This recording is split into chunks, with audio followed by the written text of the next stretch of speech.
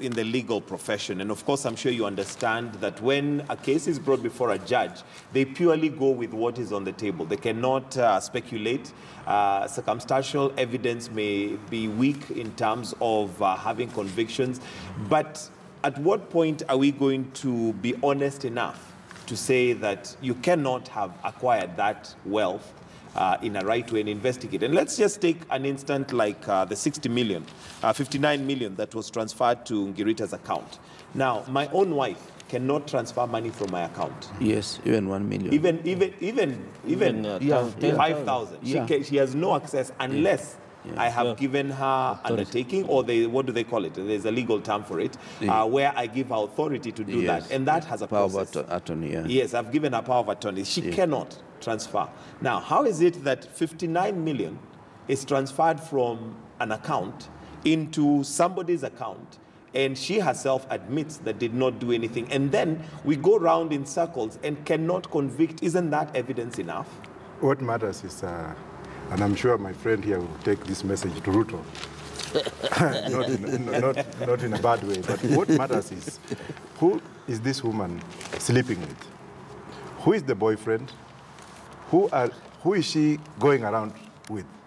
Is it one of those power brokers in Uhuru's or Ruto's office? Or is it somebody that has some kind of colloquial connection? All right, allow me to just pause you a little bit because I want us to release KTN Home, but we continue with this. So for those of us watching us on KTN Home, this is where we part ways for Life and Style to begin. But on KTN News, we continue with this conversation. We'll also be looking at ethnicity and how it drives our politics, and whether there's a time where we can get to have our politics without necessarily using the ethnic card. That's going to be a discussion. But for now, we're still looking at the newspaper review. But for KTN Home, we say goodbye. KTN News, we carry on. All right, my apologies for interrupting there. And why am I wasting time talking about a simple issue like this one? The Director General of Intelligence has information on this woman. Whatever she was doing, they have information. But don't you agree that this woman is probably the tail end of this whole transaction? Because really, here she is having gotten the 59 million, but it came from somewhere. That money cannot have been transferred from an account just like that. Well, Mutahi Ngunyi broke the presidency by getting money that was not his, and he never returned it until the inquiry came in. Yet he's the Lord of Pavilion. Now, if you go to this woman, as I said before, and I don't want to speculate, she is a mistress to one of these brokers, if not to one of the cabinet secretaries, if not to one of the powerful people in the government. So it doesn't surprise me that this was just put in there to launder her into the system. Okay, but is that evidence enough for us to get somewhere? It's not evidence enough.